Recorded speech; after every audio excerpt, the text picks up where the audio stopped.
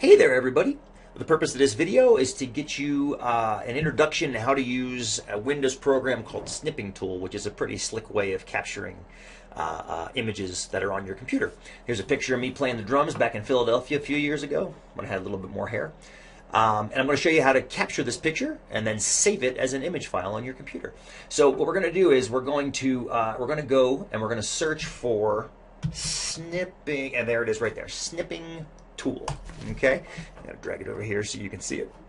All right, Snipping Tool. And it pops up. It says select the snip mode using the mode button or click the new button. I've never used the mode button. You can mess around with it if you want. I've always just hit new. And then what you do is, you notice how the whole screen just got grayed out. What you then do is you put your cursor, I always start at the top left click, hold, and then drag. And as you do that, it draws a rectangle around what you want to snip. And then you let go, and what you see now is you see the picture that I've just selected. And now from here you can do all kinds of stuff with it.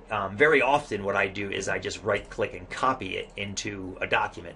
But what I'm going to do now for this purposes of this quiz, I'm going to show you how to save it. So we're just going to hit save, and then we're going to put it somewhere. Here we'll go with desktop, and we'll put, it defaults to the name capture. I'm going to put Sean Drums Philly. Okay, and then it saves it as a default of JPEG, which is totally fine. Hit save, and then you can close it if you want, and I can actually minimize, and then we can go look and we can find it. Where is Sean Drums Philly? Here it is right here, Sean Drums Philly. And whoops, it opened over here. Here we go.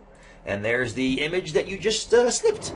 So there you go. You've got your image saved. It's a very useful tool, like I said, if you've got a Windows machine. If you've got a Mac, I'm sure there's a way to do it. I just don't know what it is because I don't use Macs that much.